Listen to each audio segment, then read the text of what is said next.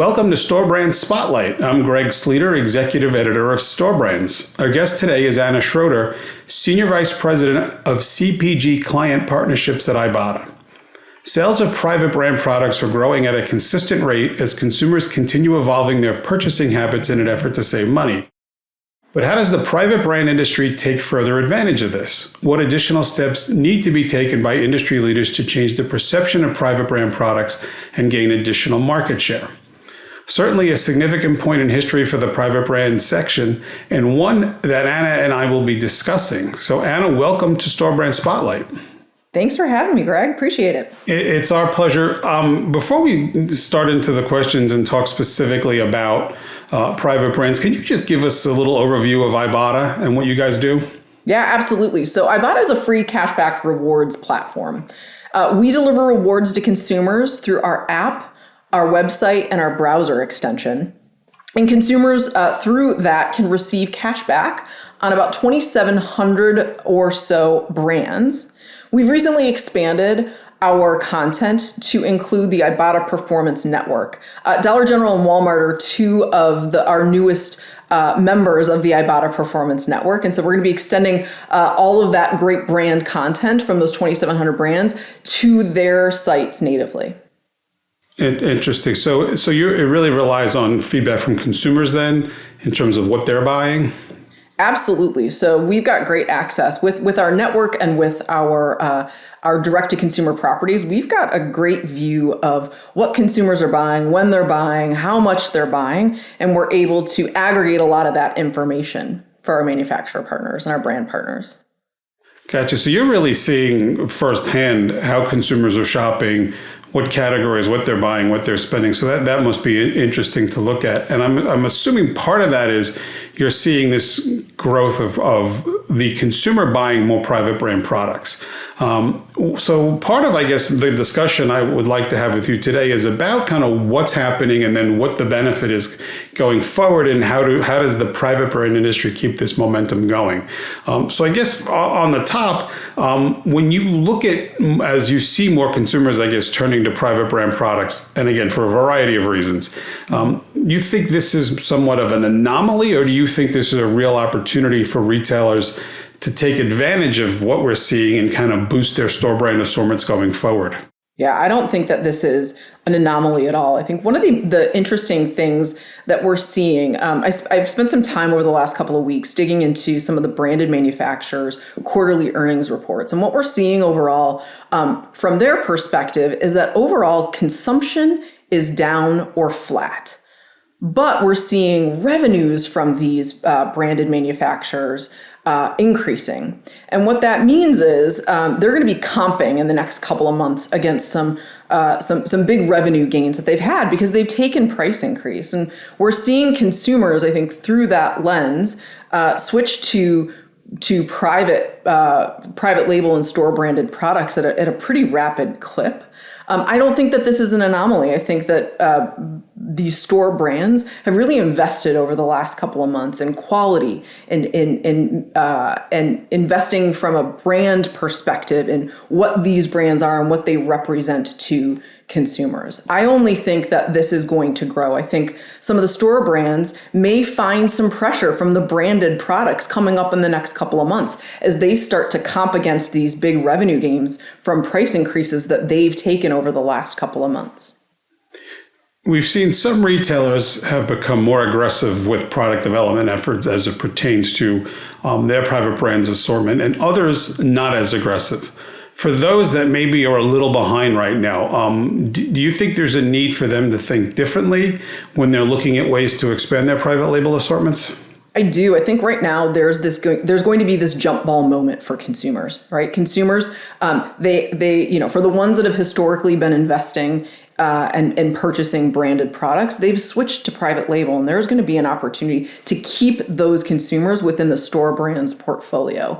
And what that's going to require is an investment in those consumers, an investment in innovation, an investment in connecting the dots for consumers to make sure that they know that these brands continue to have relevancy. So the supply side, which is interesting because I think suppliers have relied on retailers to come to them with ideas, and we're starting to see that relationship evolve as well, where now retailers are coming to the suppliers and saying, what do you got? What ideas do you have? What are you seeing out in the marketplace? From the product supplier side, how do you think they should evolve how they, approach their business and working with retailers to develop new private label lines? I think they've got to invest in research. I think they've got to continue to invest in understanding what consumers want and get ahead of trends so that their store branded products can be on trend and almost ahead of the curve. There are lots of companies, Ibotta is one of them, that can help store brands and retailers understand consumer trends and get ahead of some of those curves to better invest in product development. Historically, we've seen national branded products really lead the way in developing new things, coming up with new flavors, new beverages, and then the private brands kind of build off that platform. What are the lessons that maybe the private label side can learn from those national brands to come out with the products first, before the national brands do?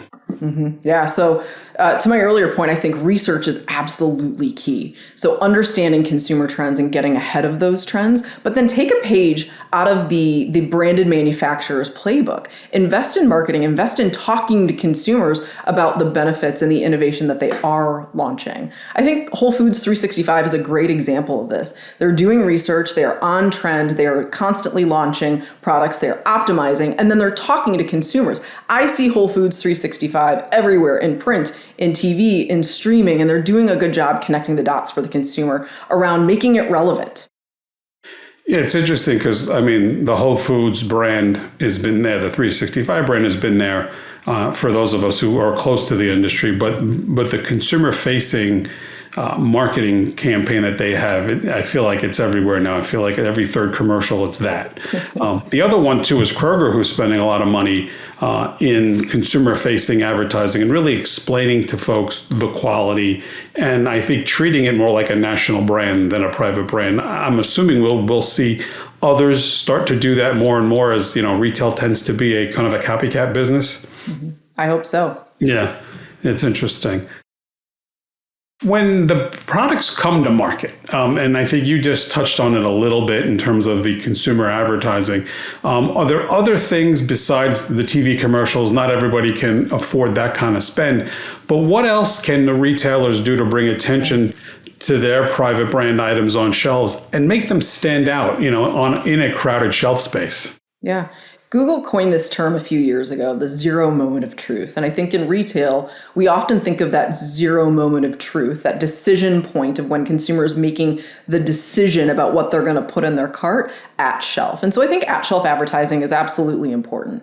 But I would argue right now that particularly with the economic climate that we're in, that zero moment of truth is actually happening before consumers get to store. I saw an article recently that talked about how 79% of consumers are making a grocery list before going in store. And so it's really important for both brand manufacturers, but particularly for store brands, to make sure that they are on that list ahead of that shopping journey, getting at that zero moment of truth, getting in that decision set.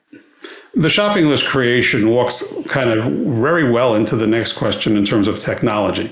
There are still people out there who are, pen and paper doing the list, but technology can help not only create a digital list, but we got e-coupons, we got various things right now that technology can help. So where is technology's role in not just helping consumers save money, but highlighting maybe the value in private brands? Yeah. So again, I think it's getting on that list, and getting on that list is crucially and vitally important for branded products, and particularly for store branded products. But we talk a lot about getting the right offer in front of the right consumer at the right time. And that's where I think digital technology plays a really important role. At Ibotta, we've got access to all sorts of first-party information in aggregate. So we're able to understand and talk to consumers individually who have bought your product in the past, who may be buying a similar product to yours, and talk to them and try and give them an incentive to take action in the right way, in a way that doesn't erode the margins of the business, but delivers kind of that sweet spot incentive for them to take action. Interesting. And I think we've seen more of that. I was at a show earlier in the year where there was a lot of talk about technology again through the smartphone and building that list and getting away from the print circular to a digital ad circular that really taps into what a consumer wants. So that evolution will be fascinating to watch as we go forward. Absolutely. You guys at Ibotta, you track through all the information you get from consumers. You're able to see what people are buying. Are there any product categories within private brands that are seeing more activity than others? Yeah, we just did some research for the month of April overall. Again, this is just the month of April. We saw a 5% growth in shoppers shifting to private label from the month prior. We also saw that general food and bev had a greater than 7% share shift to private label. Health and beauty saw about 3.8% share shift. There are other categories that are also seeing incredible share gains. Baby care, household care, and dairy are also seeing incredible share gains for private label. Interesting. And obviously there's you think dairy and some of the issues there and some of the prices. So that, that does make a lot of sense. Yep. What does the data show in terms of growth opportunities for retailers within private brands? Yeah, these would be the places, if I had control over a store brand, a private brand, those would be the places that I would be really thinking about innovation. I'd really be thinking about opportunity to capitalize on the momentum in the category. Again, per some of our earlier conversations, we talked a little bit about how branded manufacturers are going to be comping against really big revenue numbers coming up in about the next 6 months. And so for them to drive, they're going to have to drive consumption. And so we're going to see them lean into price promotions, I think, in the next 6 months. So if I'm a store brand in those categories in particular, innovation is going to be critical, but also maintaining that price gap advantage with the branded products. And finally, what message would you give to retailers and suppliers about what we're seeing now in terms of the current growth opportunity and making sure it sticks, but also keep sales growing as we move forward? Yeah, this is absolutely a pivotal moment for suppliers, for retailers, and for consumers. Private label brands have won consumers over with their quality and with their value. But again, we're going to see the category upended a bit in the next couple of months. Get in front of this. Let Ibotta help you lean into some of the research and some of the first-party data access that we have to help you maintain that competitive edge moving forward.